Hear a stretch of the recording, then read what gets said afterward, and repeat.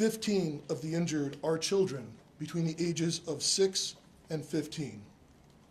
3 of those injured are adults in their 80s. Those who remain hospitalized need all of our support as we continue to pray for a speedy recovery for all of our victims. During the processing of the scene at Annunciation Church yesterday, 3 shotgun shells were recovered, along with approximately 116 rifle rounds. 1 live round was recovered from a handgun that appears to have malfunctioned as the shooter attempted to use it and became stuck in the chamber. There were 4 search warrants that were executed yesterday. 1 at the church, the others were executed at residences believed to be associated with the shooter. One of those residences was in the city of Minneapolis, a second one was in Richfield, and a third one was in St. Louis Park, which are both bordering municipalities. Additional evidence was recovered as a result of these warrants. Literally hundreds of pieces of evidence have been recovered thus far, which include electronic devices that will be further searched and processed. It now becomes our job collectively with all of law enforcement to process that evidence. And so this investigation will continue, and we will follow all of the evidence to its logical conclusion. I am aware, however, that this may not ultimately provide the answers that our public is looking for. When something terrible happens, the public expects law enforcement to provide some explanation for what happened. But the reality is, this is an unthinkable, completely senseless act. Violence perpetrated against children worshiping at Mass. And no investigation, no evidence will ever be able to make sense of such an unthinkable tragedy. That being said, we will do our best to determine and identify a specific motive. What we have seen so far is this is an individual who, unfortunately, like so many other mass shooters that we have seen in this country too often and around the world, had some deranged fascination with previous mass shootings and very disturbing writings that demonstrate hatred towards many different individuals and different groups of people. And he fantasized about the plans of other mass shooters. Unfortunately, again, this has become all too common in our society. That being said, we know ultimately the purpose of the shooter's actions was to obtain notoriety for the shooter themselves. That being said, I have only said the name of this shooter once, and I'm asking members of the media to stop saying the shooter's name. That was the whole purpose of why he did this heinous act, to obtain that notoriety for themselves. As schools in our city are beginning to start this week and next, we are working with all of our law enforcement partners, county sheriffs, state troopers, and surrounding municipalities that are helping the city of Minneapolis as we step up police presence both in and around schools and around all of our houses of worship in the city. Many of our law enforcement partners are also supplementing patrols, and we could not be more grateful. This has truly been a collective effort in partnership with our community. We also must say that we will be forever in debt to all of the doctors, nurses, and paramedics who responded, who are caring for these victims in this incident. I cannot tell you how incredibly grateful we are for all of the love and support that has been pouring in from all around the country, both for the first responders who initially responded, entered that church, and dealt with the unthinkable, and for all of the victims and families that have received that love and support as well. The Minneapolis Police Department and our community have a long road ahead of us to heal, and we need everyone to continuing to show their support after the cameras once again leave this city. I'd like to invite up the Acting United States Attorney for the District of Minnesota, Joe Thompson.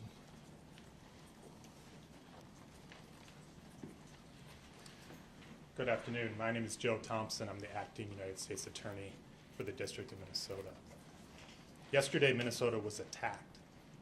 It was an attack first and foremost on our children and our families, an attack at a school and in a place of worship.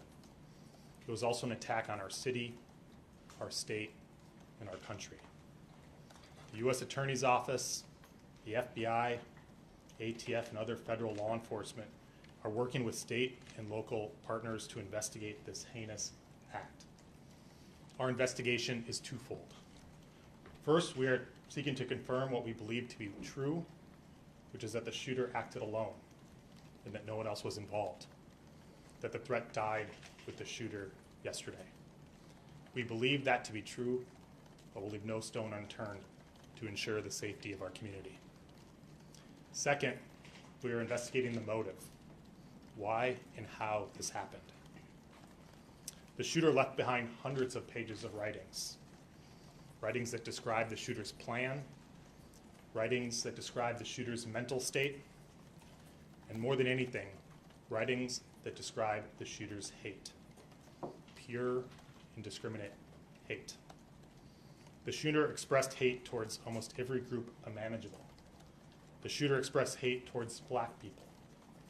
The shooter expressed hate towards Mexican people.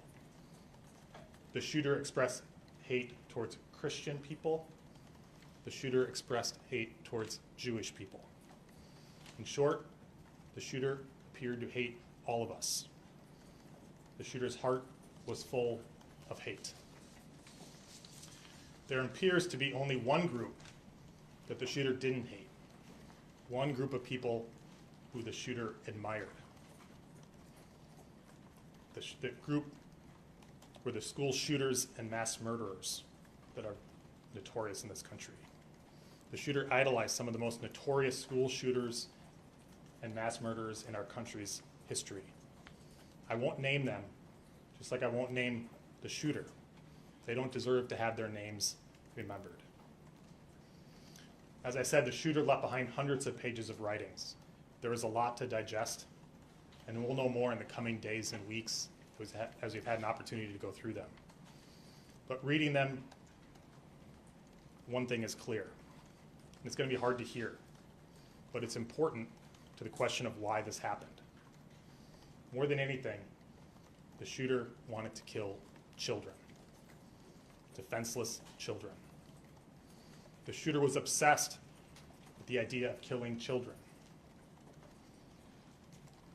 The shooter saw the attack as a way to target our most vulnerable among us while they were at their most vulnerable at school and at church. I won't dignify the shooter's words by repeating them. They are horrific and vile. But in short, the shooter wanted to watch children suffer. Yesterday was a tragedy for the city and our state. My heart goes out to the entire Annunciation community. Their loss is unimaginable. I want the state of Minnesota to know that when a tragedy like this occurs, we all stand together. Federal, state, and local law enforcement work together side by side. The FBI, the ATF, the BCA, Minneapolis Police Department, the Hennepin County Sheriff's Office, the Hennepin County Attorney's Office, including their victim advocates who have been working with the families yesterday and today. The list goes on. This has been a tough summer for Minnesota, but I take heart knowing that we all stand together in confronting this evil. Thank you. I'll turn it back to Chief O'Hara. Load it up for some questions and answer what we can. The FBI Director Kash Patel put out some details today, including that there was a threat against President Trump, that there were some messages such as Israel must fall and free Palestine, and that it is being investigated as a hate crime and there's evidence of a hate crime. Can you speak to what the FBI Director put out? Well, I haven't talked to Director Patel, but certainly there's evidence of hate. As I mentioned, the shooter expressed hate towards many groups, including the Jewish community and including President Trump. So obviously, as in most cases where there's a mass shooting at a house of worship or a school, federal law enforcement will work with state and local law enforcement to investigate, to make sure what happened. We know what happened and we prosecute as appropriate. I would just add to that, Matt, that there is no question in this case that this shooter intended to terrorize the children, the school members of the school community, the parishioners who were inside of that church. So whatever label we want to put on it is regardless of the fact that it is very clear that this shooter had the intention to terrorize those innocent children. So. One of the manifestos, I guess, mentions a belief that the shooter was under an FBI investigation. Is anyone able to say whether or not that's true, or whether this person showed up on any watch list or any federal radar at all? Yeah, we did a check of all of our holdings, the FBI holdings, and he was not in our holdings prior to this incident, so we didn't have anything on him at that time. Okay. And is there any kind of mental health diagnosis that anyone is aware of? There is no diagnosis that I'm aware of that I can share. I can tell you we are not aware of any state-ordered mental health commitments for this individual. Chief, could you talk about, we're hearing some new details come out about the moments inside the church. Yes. About the doors being locked and how that might Yes. have protected some of the kids. Could you talk to us about that? So the question was about the doors being locked at the church. Annunciation Church had a practice that once Mass began, they locked the doors of the church. This incident occurred shortly after the Mass was beginning. So there's no question that the fact that the doors were locked likely saved additional lives.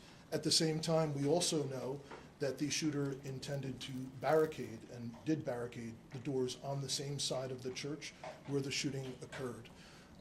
So what's particularly heinous and cowardly about this is these children were slaughtered by a shooter who could not see them. He was standing outside of the building, firing through very narrow church windows on the level where they would line up with the pews.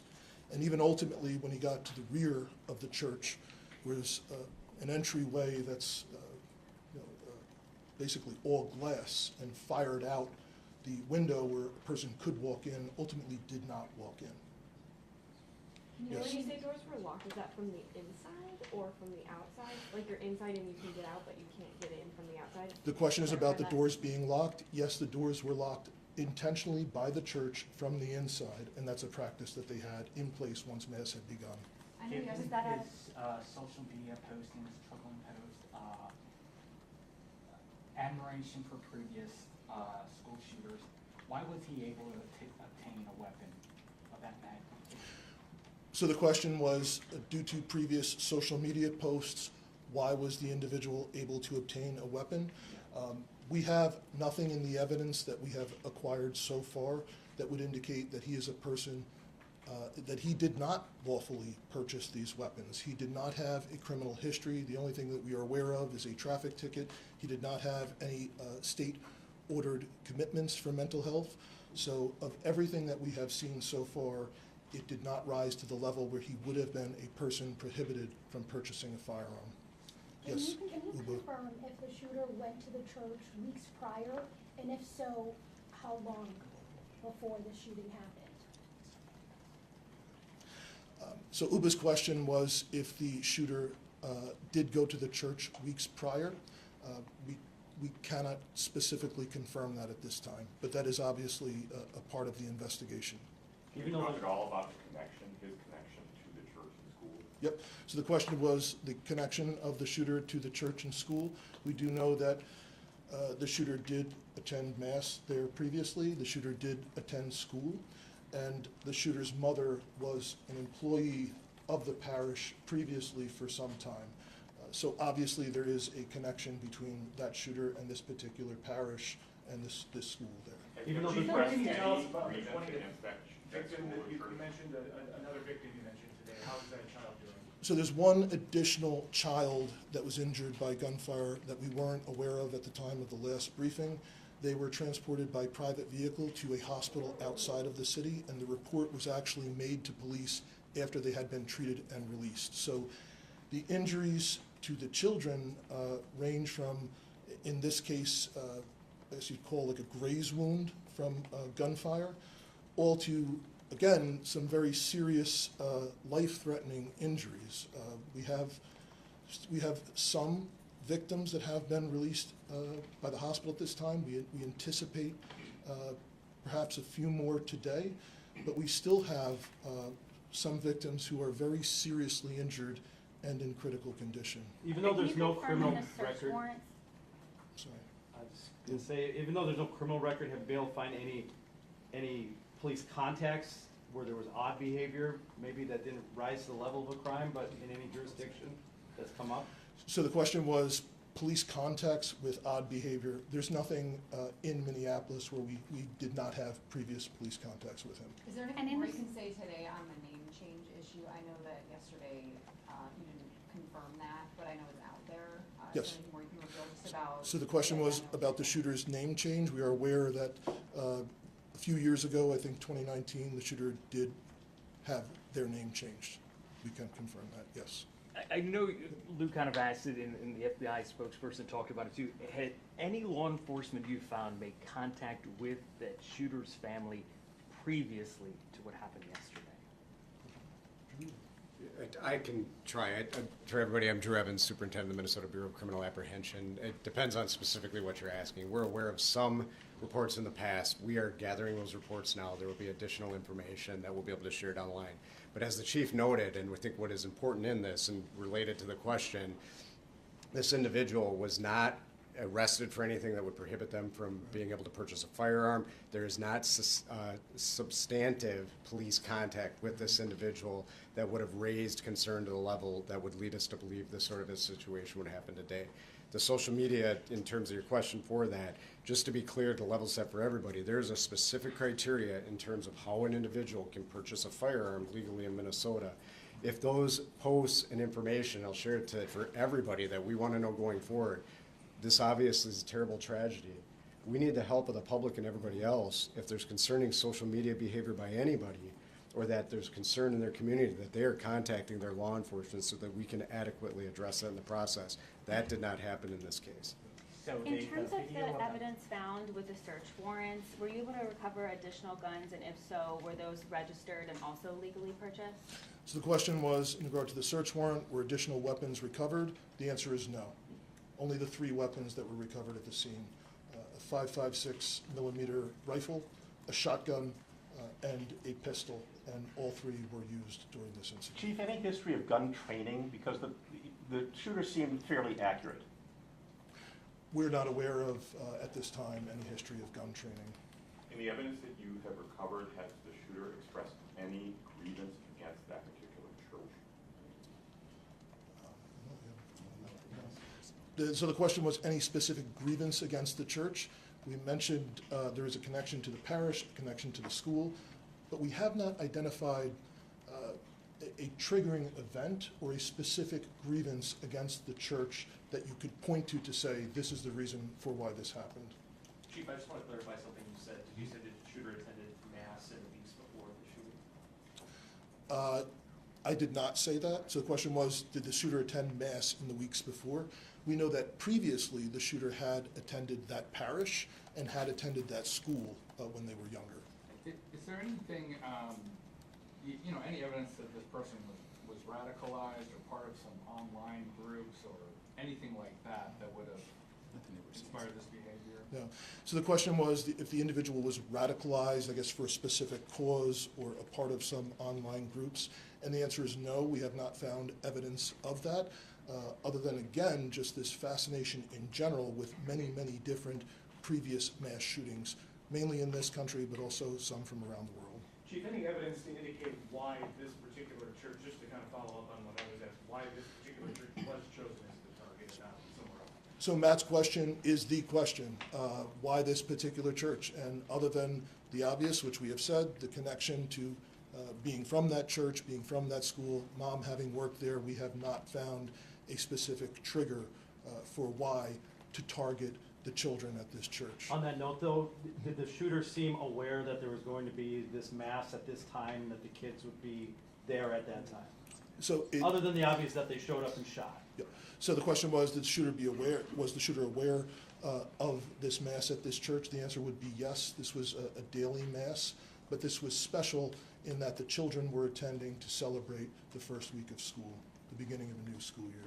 Chief, are you able to give us an update? I know we heard this from HCMC this morning on the injuries. Who's hospitalized, how many, severity, and you did mention that you expect some of the kids to be released today. So the question was total number of victims who remain hospitalized. I do not have information that would have to come specifically from the individual hospitals. Again, I know that some victims have been released, and I believe HCMC mentioned at their press conference earlier that they anticipate a couple more may be released today. But I know both at HCMC as well as Children's Hospital that there remain patients who are in critical condition. Chief, you have more than 24 hours to kind of absorb this and kind of process this. Your thoughts on this as we kind of move forward and where we are right now? So the question was, over the last 24 hours, for my thoughts on where we are and moving forward. I think we had dozens of police officers that responded, that entered there. I shared a story that one parishioner had shared with me of the relief they had seeing an officer running in towards the danger. And I know from dozens of officers who did respond that ran into the church and saw the unthinkable with all of these children so seriously injured, and other children that had blood on them, from not because they were injured, but because of blood that was shared from other kids. And just how confusing it was for the officers, because no one knew if there was specifically just one shooter, if there were perhaps improvised devices that were there to go off.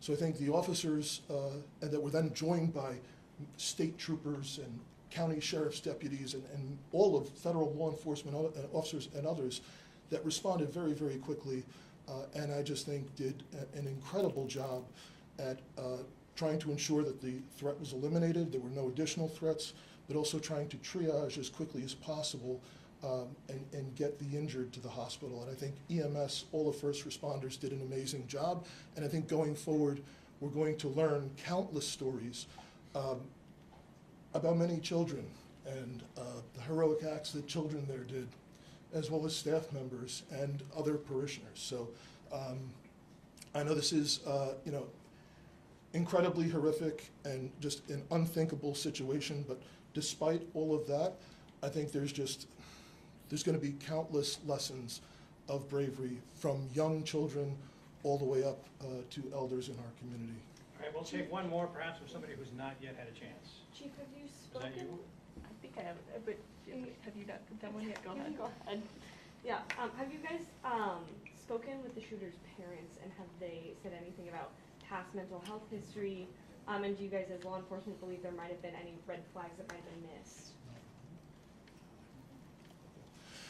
So the question was, have we spoken to the shooter's parents and if there were any red flags that may have been missed?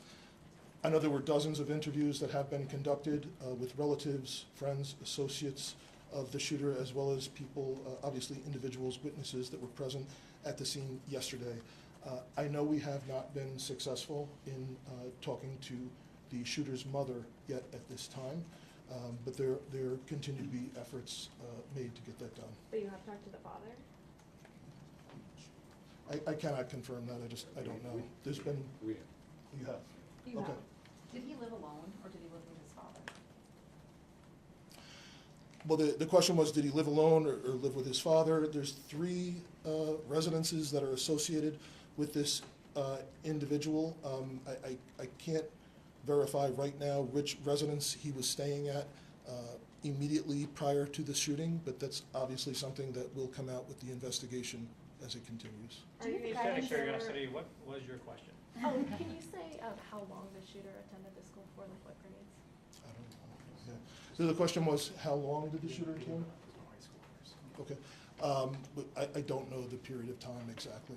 Is there surveillance video available, not that we want to see it, but that you can review to know like how long he was shooting and how he snuck up and stuff like that? So the question was, is there surveillance video? And the answer is yes, there's surveillance video at the church, That's how we know for sure he did not enter and did not fire at all from inside the church. And do you know how long the shooting took place? We will know that for sure. The question was, how long did the shooting take place? So the first call to 911 was... Or I just mean like the shots being fired for how many seconds Yes. or minutes? Yeah. Yes, we will be able to figure that out. We will be able to pinpoint that. Do you know if Yes. Thanks so guns much were for your time obtained today. locally? We are quite hot. Thank you, Chief. Okay. We got a lot more yet to get done today. So I appreciate, again, your partnership in helping us get these messages out. Thank you. In the interest of not saying the shooter's name, do you have guidance on pronouns given the name change? I would leave that up to each agency that has to speak about it. We've chosen to use the term shooter. Are you anticipating any other updates today?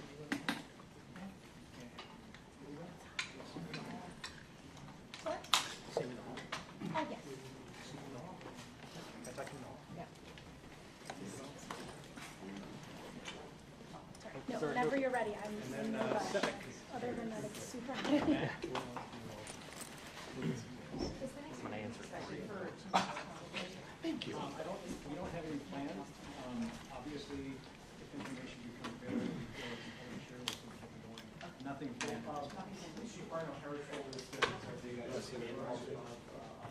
Yes, I do. Can we hang out here for a little while? Can we use the room? Good talk.